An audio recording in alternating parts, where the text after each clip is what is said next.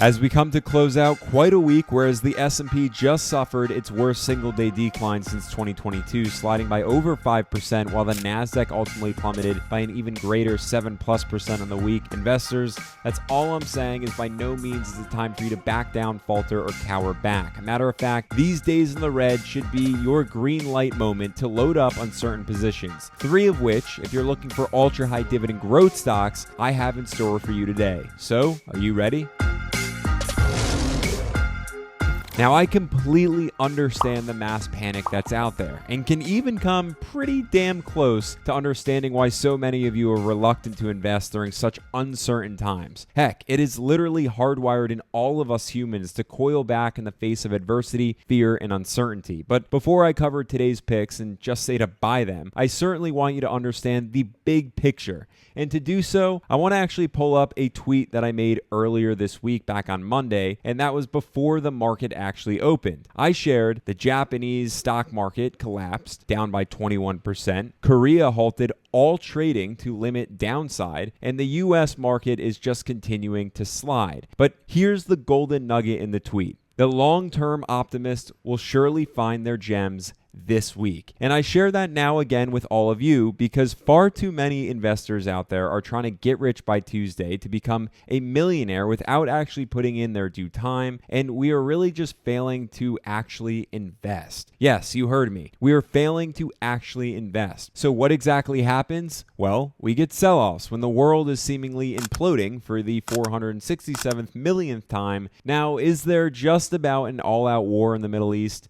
Yes. Is the United States really teeter-tottering during this election year? Yes. Is uncertainty sky high amongst the vast majority of us? Absolutely. But being an optimist and remaining long on your investments, should they be in quality companies with strong brand names and exceptional leadership teams, as well as very clean balance sheets? Well, it's going to lead you to financial freedom, says Munger, Dalio, Buffett, and all of the alike. The equation really is that simple. And by the way, you're not alone in terms of portfolio losses. As my very own portfolio, as I click into Gitcoin here, you can see that value slid from $182,000+ to just above $170,000. Now, that's all being said here for you to understand that it's about the long game. Stay in it, stay patient, keep investing. Now, as for these opportunities, well, they're all dividend growth stocks worth loading up on right now to just sit on for share price appreciation and, of course, capturing all of the dividends along the way. So first up, let's go ahead and talk about Microsoft, ticker symbol MSFT, which luckily for all of us, thanks to the major tech sell-off just a few days ago, slid to $395 from almost $430 just days ago. And while it's still up on the year by about 5.4%, the real key here is zooming out to actually see almost 1,000% worth of appreciation. Now, Microsoft is in fact the kingpin of software with both services and solutions offered as well as hardware from their laptops, tablets, and even popular gaming consoles. Now, that means that the real question for all of us that we should be asking ourselves is whether or not this industry leader within, say, the next 5 to 10 years will disappear. I think not. Personally, and I also think that just with AI now being a real driving force for the Microsoft team, we can see some real firepower kick back up once again in that share price of theirs, then factor in the interest rate cuts that will be coming soon, and you will see the growth engine flare right back up at full throttle. Now, analysts see over 27% worth of share price appreciation. That would bring Microsoft's share price up to $503.48 per share. But until then, we're going to get to enjoy a dividend from Microsoft as well, as the company is boasting a 0.75% dividend yield, which is small but mighty as a dividend growth player as it continues to grow by 16% year over year while maintaining an 18-year track record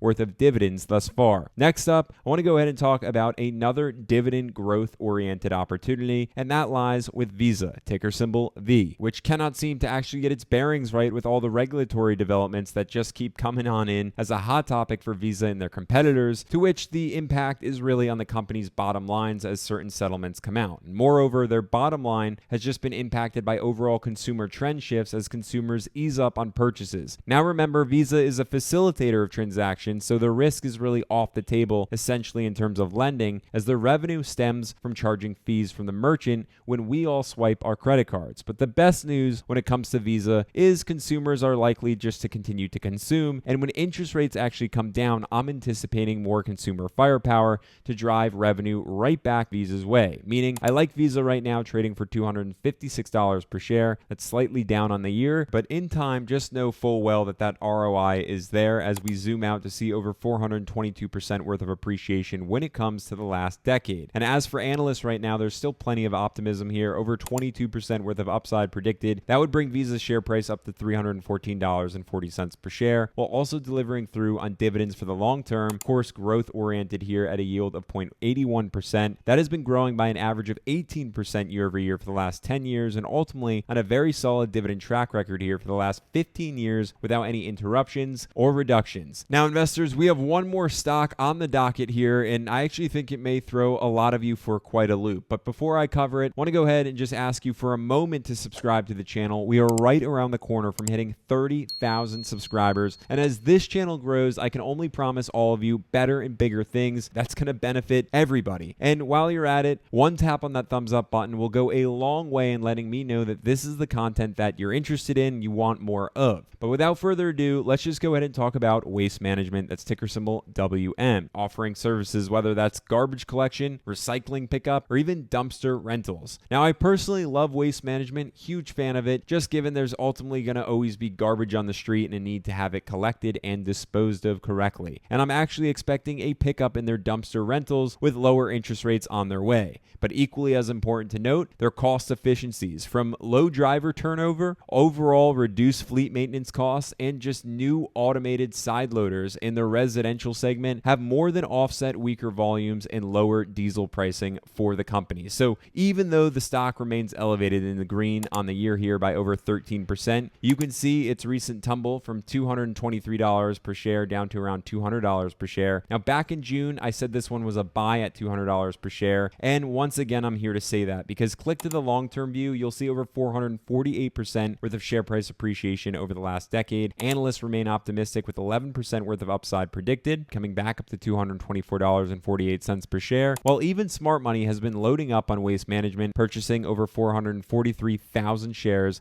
last quarter. But this is where one man's trash really becomes our treasure. The dividend's coming in at a 1.49% yield. That's been on a dividend streak now for the last 24 years, all while growing here by a whopping 33% year over year for the last 20 years. Now, investors, there you have them, my 3 picks that I'm amped up about, but now I have to know what you've been buying this past week, what exactly you've been focused on, or what you intend to buy, or if you're actually just too scared to buy. Let me know all your thoughts down in the comments below, especially if you have better dividend stock ideas in mind. With all that being said, catch more insights right here, but before you click away, just make sure you're subscribed, and I'll catch you in the next one.